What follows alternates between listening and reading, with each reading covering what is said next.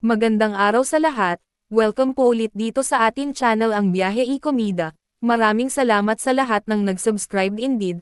Punta tayo sa ating topic, May 20, 2026. Barbie Forteza, nag-walkout sa guesting dahil sa isang umanong special treatment. Ibinahagi ni Barbie Forteza ang isang tapat na karanasan tungkol sa isang guest appearance kung saan nagpasya siyang umalis matapos di umano'y makaranas ng hindi propesyonal na pagtrato mula sa isang production team. Sa kanyang panayam sa GMA Network na TRGGRD, sinabi ni Barbie na kakagaling niya lang sa isang late-night taping at labis na pagod na siya nang dumalo sa nakatakdang guesting sa Pasay. Hiningi pa nga nila kung maaari bang ilipat ang kanyang paglabas sa hapon dahil halos walang tulog siya. Parang puyat ako noon, galing taping, Barbie recalled. Sa kabila nito, dumating pa rin siya sa oras bandang 11 ng umaga. Gayunpaman, sinabi niya na naghintay siya ng maraming oras nang walang malinaw na update tungkol sa kanyang bahagi. Nalaman niya kalaunan na may ibang bisita na binigyan ng prioridad bago siya.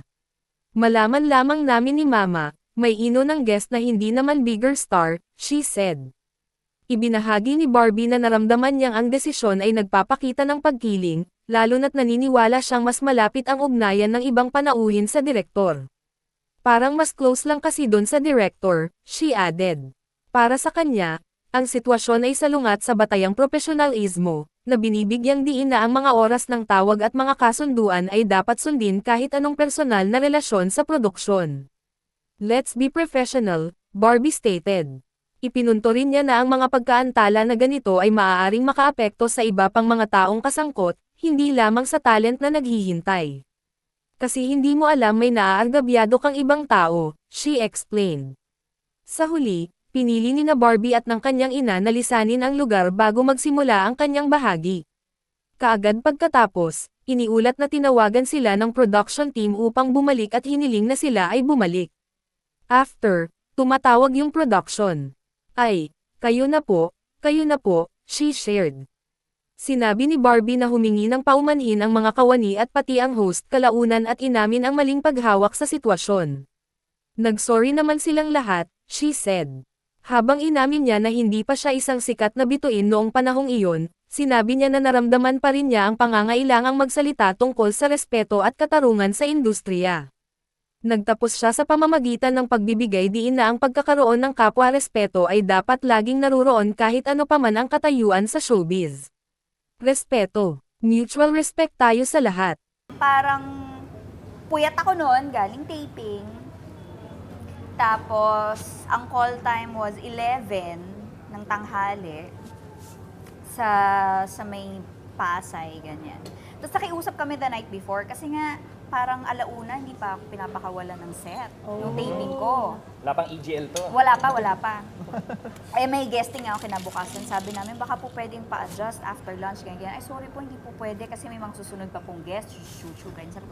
Sabi ni Mama, sige po.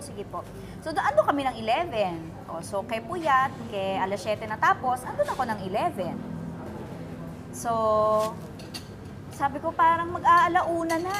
Wala pa din. Malaman-laman namin ni Mama, may inunang guest na hindi naman bigger star. Parang I wouldn't consider that person bigger star. Yes. Pero parang mas close lang kasi dun sa Ayun director. lang. And everything. So ang ending, umalis ako. Umalis kami ni Mama dun sa guesting. Tapos after tumatawag yung production, ay kayo na po. Ay, sorry po, hindi pa po kasi kami natutulog eh. Pasensya na po, ganyan, next time na lang. Ayun. Pero hindi sila nagalit. Nag-sorry pa sila. Panoorin ang buong video sa YouTube channel ng ATM, Adventure, Taste, Moments, TRGGRD, Barbie Forteza. At mag-subscribe, i-click ang mga link sa description box. At yan ang ating latest showbiz chika update for today. Please like and share ang video at huwag kalimutan mag-subscribe. I-click ang notification bell for more showbiz chika updates at suportahan po ang ating Facebook page. Maraming salamat sa lahat ng nag-subscribe indeed. Magandang buhay sa lahat. Adios.